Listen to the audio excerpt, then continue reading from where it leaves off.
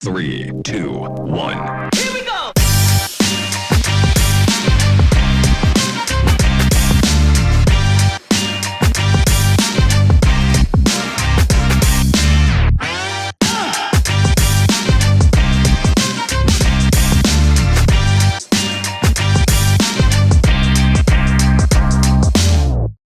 Hello, and this is Dr. Jamie Foster Brown coming to you today with the actress and TikTok star, Lauren Lott. Follow me on IGTV, YouTube, and Facebook, by the way. Today, we have actress Lauren Lott, and she's just so beautiful. I was just looking at her. I said, oh my God. She just sheds light on colorism in the new BET Plus series, The Porter. Hi, baby girl. Hello. I love your whole look, by the way. The glasses, the red lip, the hat. You just look fabulous. I had boys. I should have had you. You should have been lined up.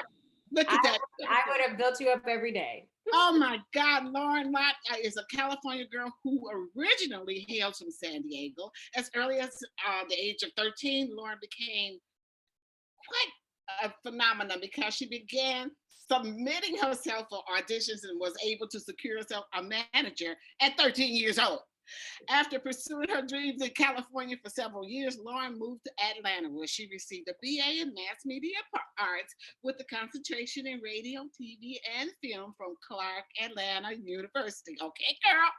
Lauren continued acting while in Atlanta, appearing live in Shrek the Musical, and she's appeared in numerous television shows, including, Greenleaf, The Game, Tales, Fatal Attraction, Powers, as well as several web series. Not only that, Lauren was cast for season 14 of American Idol. Lauren even landed the role of Gladys Knight in Motown, the musical. My heart. After Broadway, Lauren moved to LA. She made her home at CBS playing Anna Hamilton on The Young and the Restless, which is what she is, young and restless, okay? She played her for months and did play Rika on Cherish the Day. Okay, her first BET movie, Favorite, is airing now on BET and streaming on BET Plus, where she plays Amber. Okay, here we go, girl. Welcome, Lauren. How are Thank you? you. I'm great. How are you? When I see life, you're life and you're beautiful. Oh, I just love my little baby color girls. Y'all so cute. Oh, wait a minute. I'm not finished. You filmed the CBC and BET Plus collaboration called The Porter, where you star alongside an ensemble cast as Miss Lucy Conrad. Lauren, tell us about the show, the year, and where does all this take place? And what is a porter, girl? We don't know. Why is this show? Oh, a porter right after I know, but we Oh, don't. okay. Right. Yeah.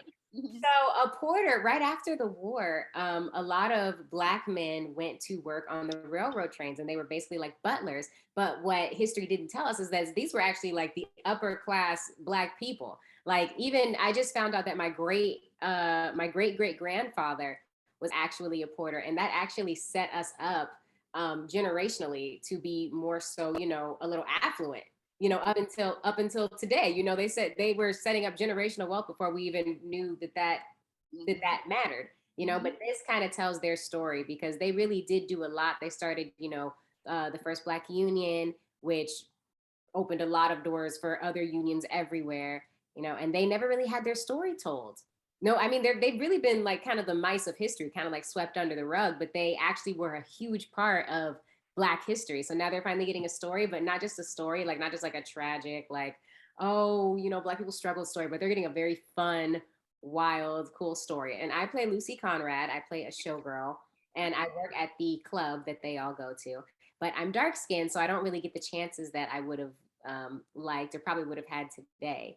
And we kind of follow my journey through colorism and through really just trying to be a star, really by any means necessary. Tell us about colorism. What is that? So, colorism, you know what? I'm sure there's a really perfect definition that I'm going to butcher, but I would say in my life, colorism is kind of the hidden ignorance within the I'm gonna say the Black community. Yes, So within our within us, I'm sure there's colorism in other place, other communities as well. But within, I would say within the Black community, colorism is really derived from slavery. That light skin are superior, that light skin are closer to white. Have better hair, whatever.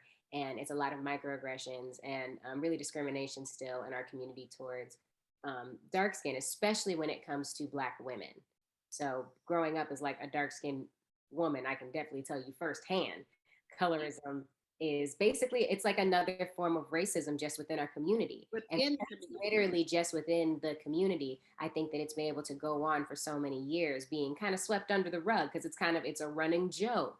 It's not that serious. That we had bigger fish to fry, but colorism back then is still here. It's I would say now, I would actually say it's getting better because it's being more talked about, but I haven't really seen that many shows like this one where it's truly a part of my storyline, where it's like we actually just address it head on.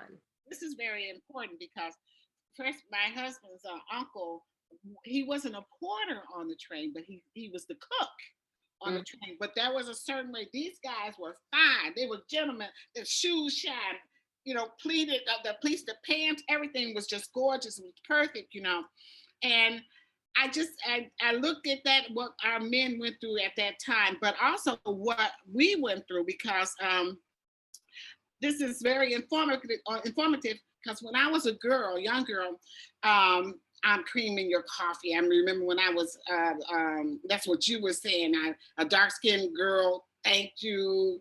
They used to thank me for saying, even being with them.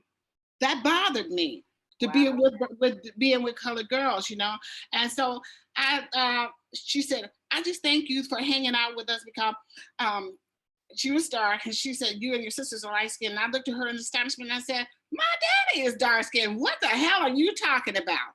But this was like something, when I read this about you, I said, Lord, this brings back volumes of racism and information that went into me, but I didn't know how to deal with it at that time.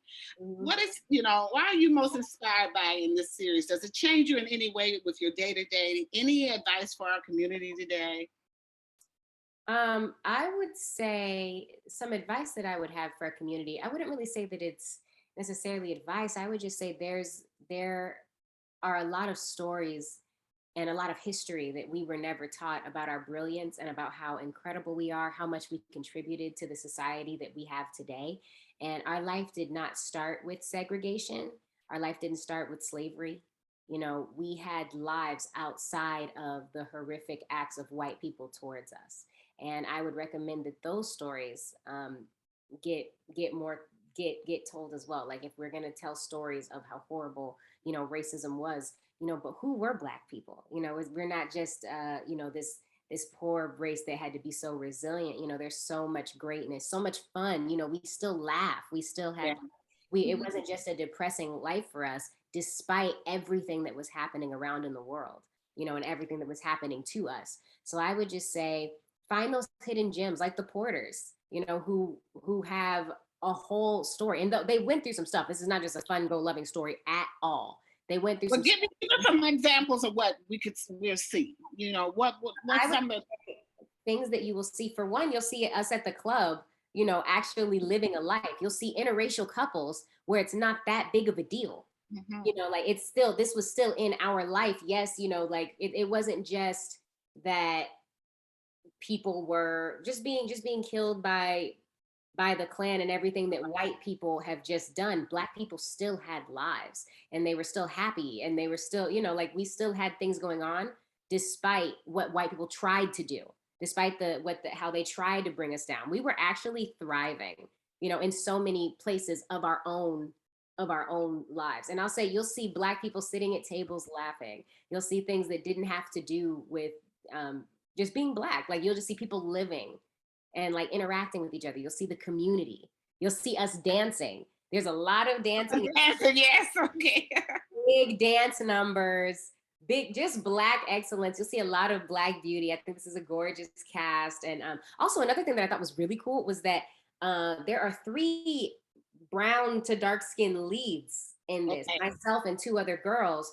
And for me, that's rare in where usually you need to sprinkle in other races, other complexions, and the fact that this team took a chance on casting three dark skinned lead actresses, I thought was just phenomenal. Now, is a series or is it just a couple? Tell us how. Yeah, we're gonna be It's seeing. a mini series. It's 8 episodes. Okay, it's 8 episodes, so we got, and I'm not closing this down. I still want to know more. I want to know lots of things. Okay, so it's 8 episodes on BET Plus, right? Yes. Coming up. How did you all? How did you all handle the hair thing? See, because even though this is the problem here, we want to be black, and but in our society we have to have this hair that makes us more appealing. Do you understand what I'm saying? Do you know, instead of the natural look, the natural Mhm. look was good for a while. It was really big and beautiful, perfectly round and whatever. But now, in order, we have to take on some of what the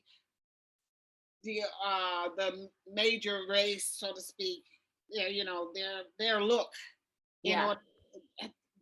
Do you know about that? That how that is important to talk about, to be how you have to change yourself. Can you tell me a little bit about that? Are we being Oh, accepted more oh naturally? yes. Mhm. So I would say that that is something that I've seen more productions trying to incorporate is locks and braids and natural hair. I'm telling you, after 2020, things have been people. I mean, they've been. I mean, even like really 2018, people were trying to get innovative with how much they were showing. You know, black hair, black natural hair. I would say that most girls that I know now who wear, you know, wigs and stuff on TV and all of that, like, yes, I wouldn't say it in my own auditioning. When I auditioned for this, I had my hair in a curly bob of my own Okay, and okay. still like got the job. You know, so I would whereas before I think there was definitely a time when I had to have my hair straight and that was what would get me work. And if my hair wasn't straight, if it was curly, I remember going in and like I would have so many discussions about my hair being too big, about my hair being too, you Really? know, whatever, for sure. Especially being dark skinned, you know, when you're light skinned, you can get away more so with having big curly hair. You know, it's more like you're supposed to look like that to them. You know, whereas like being dark skinned, that just added to the ethnic look. And it's not like it had any other colors in it. It was going to be big and black. You know, I would say now that is a lot better. Most girls that I know wear wigs for ease, you know, but it's not Yes, they don't want to. won't get you the job. Whereas before it would eliminate you from the job. Tell me what your, you know, I want to know what you were, what most inspired you about this series. Did you have to go through a lot of auditions or you know, a lot of people to talk to? Tell us, has it changed you in any way? Any advice for our community today? Well, I would say when I got this part, I just shot Favorite Son on BT, Mhm. and I think that that had come out already, or it was coming out. I think it was coming out. It was for sure coming out. And the casting director from that, I just give her so much credit. Robbie Reed, I give her so much credit. Robbie, yes, yes, yes, yes. It's Mhm. phenomenal because I guess some people came across her desk and they were looking for a dark skinned girl with a certain look who could sing and who could perform. And she was like, you know, we actually just used a girl. Have you guys seen Lauren? And then apparently she put my name out there, and then it was late in their process. So I think I was like I think I was the last person cast of the lead cast, but they called me in to read for like late in the process. Like I'm sure this was like callbacks, like one of the final areas of casting. But I did it on Zoom, and next thing I know, they said that they wanted me to go in for a screen test, but they were going to do a pre-screen test first. So I was like, okay. So I went to this pre-screen test and read with um, the boy who ended up being my love interest. And we read together. It was just a practice, supposedly. So then I get a call like, hey, they actually don't want you to come to the screen test. And I was like, What? I didn't get it. Dang, okay. And then I got the offer So that I they got didn't that I want you got to come the to the part screen test because you were already in. Is that what? because they already liked me. I didn't need to go through the next channels. So I was like, wow, okay, thanks God. And you know, I prayed too. Like I prayed for years. I prayed for a role. I would write this down that I wanted to play a girl who sang and who danced, and I wanted to do something that still allowed me to, branch off and do movies, but I wanted to play something that would just change my life forever, but who would satisfy me the way Broadway had, like where I could perform and sing and reach all my talents. And I prayed for that. And then when this came, I was like, well, there she is. And then I got it, and I was like, oh, thanks God. Who's talented in your family? Everybody. So my grandmother sings opera.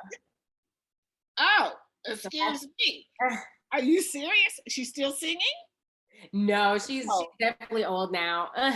She doesn't sing anymore. But when I was young, she was my favorite singer. I loved hearing my grandmother sing in church. And I didn't go to a church where they sang, like Baptist, like gospel, big gospel music. They sang opera, like they sang like, operatically. like Um, what? Can I hear a little bit with that song? um, literally like. Uh, so I guess one way would be like, like what's that song? Like, God has smiled on me, He has set me free. Like there, we would sing like, God has smiled on me, He has set me free. Like it was just a lot slower, like a lot like What is that? Is that Baptist? What denomination was that? Your grandma? Presbyterian. She's Presbyterian. Yeah. I'm Presbyterian. Well, I was Presbyterian. It's so funny because but we were Baptist. My grandmother used to, she would fuss at my parents about get the kids ready because I got to take them to church. Got to take them to church. And my parents were always late in getting 4 kids ready. And so my grandmother one day she just went off and left us, and we were ready. And so it was a Presbyterian church behind us. So they took us to the Presbyterian church, and that's when I learned how to be with white people because we had to go to the Presbyterian camps. And you know what I'm saying? It wasn't so segregated. Isn't that amazing? Literally. Yes, I literally that's how I grew up. I mean, I grew up this was a black Presbyterian church, but we had sprinkles of cream, up in there. But yeah. So my grandmother definitely sang that like operatic Presbyterian, but it was so beautiful. So that's why that was how I would first sing, like my grandmother. Until Do I you have any what inspired you the most in this series? Do you have anything that you can offer, any advice you can offer our community today? Because I'm in pain about where our community is going. I really care about what's happening to our men and how we're hurting one another. Yeah. I would say, Harriet Tubman said that she freed, I think she said 100 slaves, 1,000 slaves, but she said, I'm just saying 100. She said, I freed 100 slaves and I would have freed 100 more had they known they were slaves. I think that I don't blame us at all because 400 years of brainwashing is a lot. If you look at people who are in a relationship for 3 years who end up abused and manipulated, that kind of brainwashing, that in just 3 years, like Yeah. that is a lot and it changes you forever. So imagine what slavery did to an entire community. And now we've learned scientifically that trauma passes down through your genetic code. Yes. So I can just only imagine the kind of things that a lot of us are carrying that we don't even know about. I think that's why, it's always funny how like we have a lot of things spiritually that now science is confirming generational curses. That's what we call them. But now science is saying your DNA gets ruptured through the trauma that you go through and it passes down, same thing. So what I would say is just I think we need to continue to re-brainwash our community to actually see that we are not just resilient. It's not just about that, but we are actually a chosen people. We are incredible. We can do anything. Wherever you place us, we literally rise. To come from slavery, we are the only group of people who have been able to survive everything that has happened to us and be where we are today, where we are in charge of things. We're thriving. We've had a president.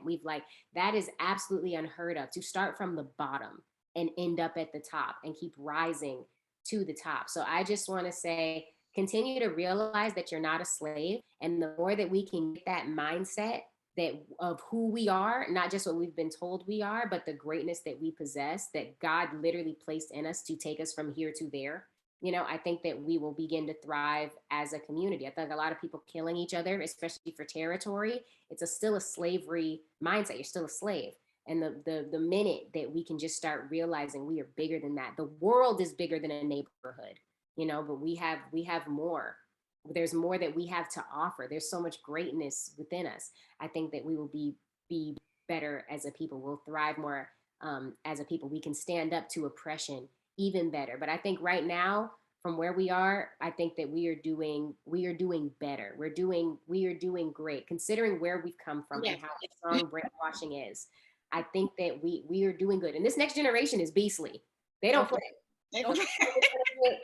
This generation below me, they're crazy. They're super politically correct about their mental health. We're Black people, get into therapy. That's one thing I will say as well. If you invest in anything, save the money that you would buy on shoes or something luxurious and spend it a month on therapy and figuring out how to better yourself so we can start being better for our children and raising this generation to be absolutely immaculate. I'm so glad that you said that. I'm so in love with us. You never think about what we do, the only race in the world, that what we do is emulated all over the world. All over the world. Okay? We're so powerful. And we just don't even realize how powerful. Someone taught me that as a woman too, like how literally everything in the world is actually made for you. Like men want to have these jobs and they want money and everything to impress you. Right. Everything is actually about you. And if we really understood that power, like if all women wanted men to worship the Lord, and that's the only way you could get to us, all men would worship the Lord. And if we just understood the power that we just possess, So why are we doing all this, thong, and all that, oh my God, we look so, like we're taking a dump. And the women, what is that? How did that come about? What is so attractive about that? I mean, it tears me up, but that's what we show is how we just do, we just look, the booty and. I think that more so comes from trying to have sexual freedom. I think everybody is trying to find different ways to have some kind of sexual freedom. Now, I think that there's plenty of ways that people have tried to say, this is feminism, that it actually, wasn't. But whatever people need to do to find that self-discovery, there's a side on the other end, I think we'll discover. But right now, I'm like, okay, this is how you want to explore and find it. It will be found. This is a route, and people and we don't have to do anything because people will regret things later. Yeah. So I think so too. Okay. When does the show air, my love? So we are still waiting for the American date. Hopefully this summer the American date comes, but right now it's going to air on CBC in Canada on the 21st. And after that, it's all the buzz, then it's going to come here. But right now this is the biggest Black show Canada has ever filmed and ever done. So this is a huge deal for them, and to actually have it air in America. It's a giant deal for just Black Canadians for history, that they are mixing the Black history of America and Canada. It's a giant deal for them. So I'm happy to be a part of something, especially for them. Like over there, they have billboards already, our faces all over buses, and I just wish that I could go over there and see it, but Canada's closed. Where are you? Are you in Atlanta? Where are you based? I'm in Los Angeles. You're in LA? Oh, I was going to ask you to be my daughter. Yeah. In Los Angeles, it's kind of far. I'm in New York, so we can get together another time. Let's take a look. Mike, when you show the clip, let's take a look at the clip, okay? Yes, let's look at the clip.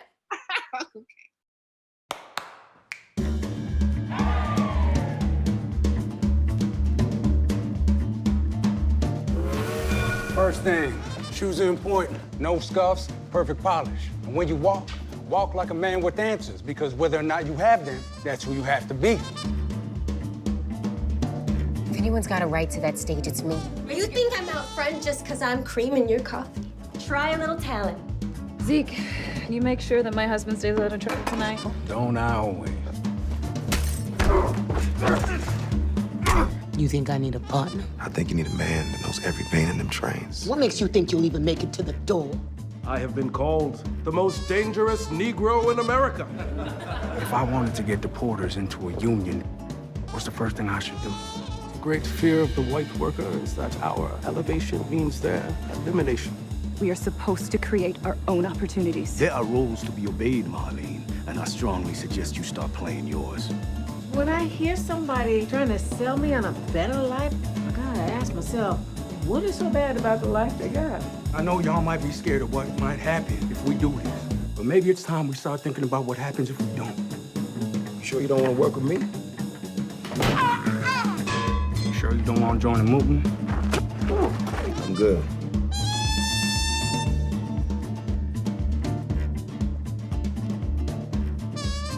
The force of our oppression is the truest measure of our power. Knowing when to be a bull-headed Negro motherfucker and when not to be. I'm a Puerto Papsi, the most invisible man on the earth.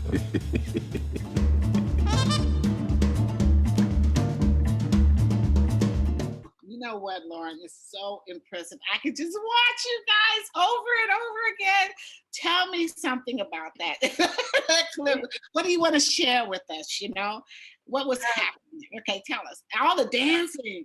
So watching the clip just gets me really excited for everybody to see how big these dance numbers actually are. Like we actually danced. I went to boot camp for like I think I went for 2 months to actually learn how to move like a girl from the 1920s.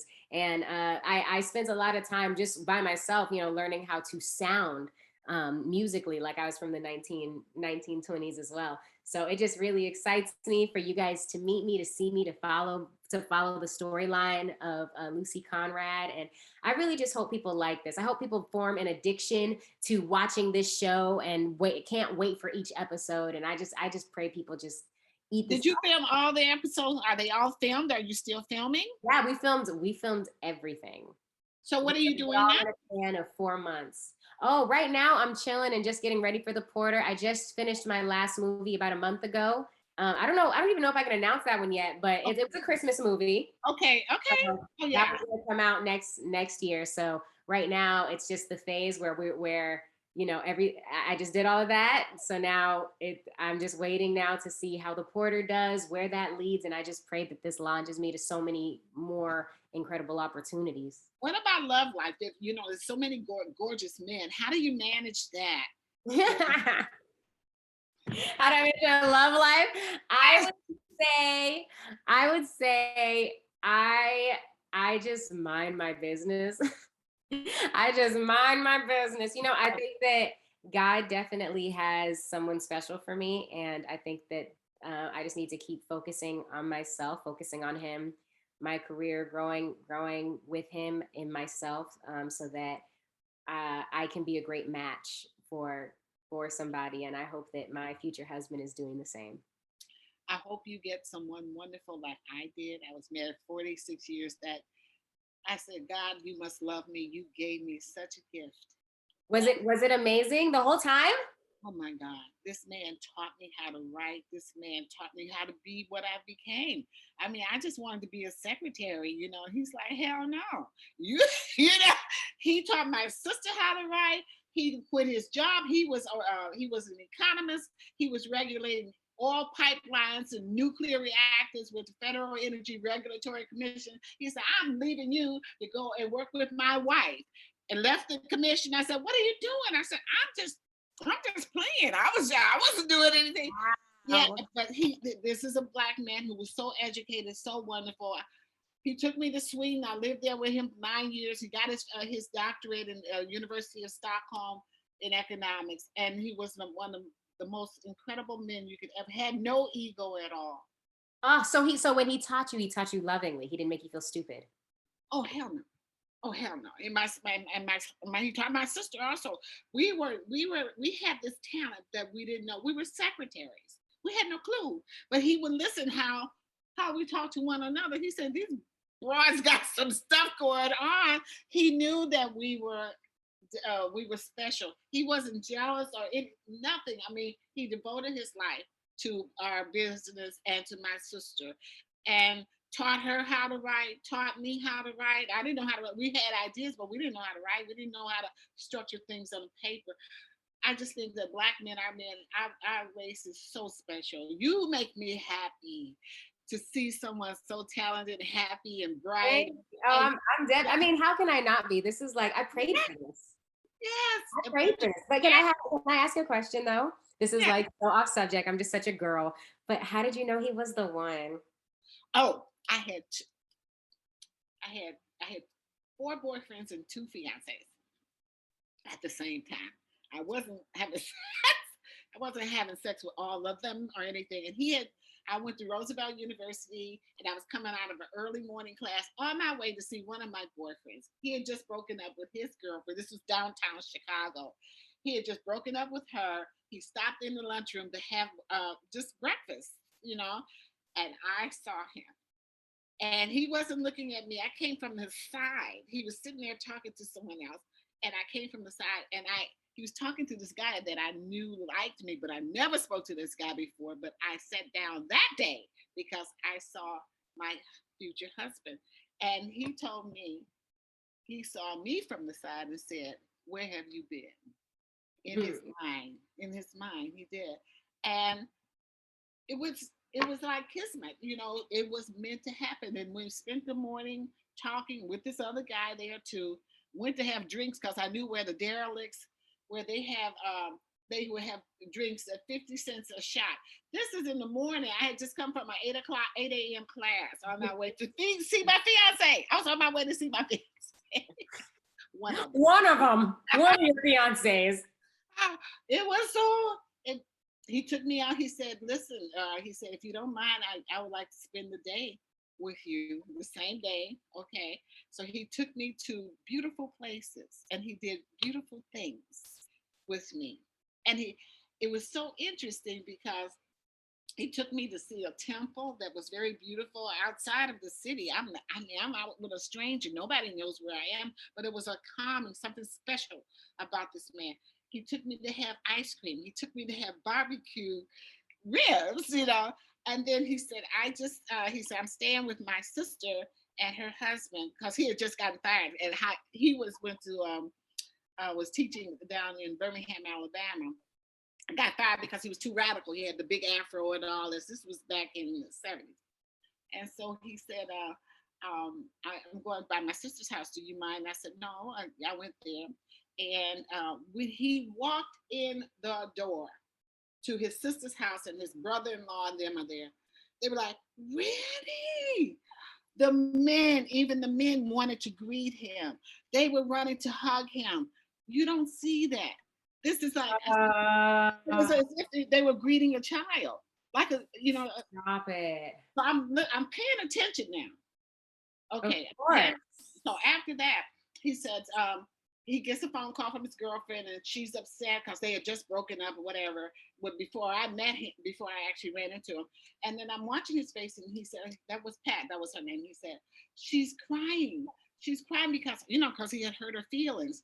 And I said, well, what are you gonna do? I said, because that's not a good thing. He said, well, we have to see, but she's mean to me. And so we went and we had a really good time, and then we started visiting one another. It really is a good story because it made, even though I may have been attracted to another kind of guy, because I was on my way to see one of my fiancés, one of them, physically more attractive. Mentally, I had common sense that this dude is amazing. And he was amazing. Was he cuddly? Cuddly, sweetheart. Oh my God, he was always spooning. He was so kind. He would braid my hair at night. He would part it and greet. Wait. At night, did he hold you? Yeah, I mean, I was sitting between his legs. We would have tea. He would. They're telling me I got to get off of this thing. I'm sorry. I never talk. No, this is my fault. I'm such a girl. I'm like. No, my husband. I'm such a cuddle. Like, I'm so lovey-dovey. So I'm like, I just. Every night. We always laid in each other's arms. That's how we went to sleep. Don't cry. We're gonna fight. It must be nice. It was wonderful. We can follow up another time. I can tell you lots of stories and what to look for. Yeah. Okay. All right. Sorry. Thank you so much, Lauren Lyle, for being a part of our show today. Much love and success. Remember, follow me on IGTV, YouTube, and Facebook. Mwah, mwah, mwah. Yes. Watch The Porter. Of course. 3, 2, 1. Here we go.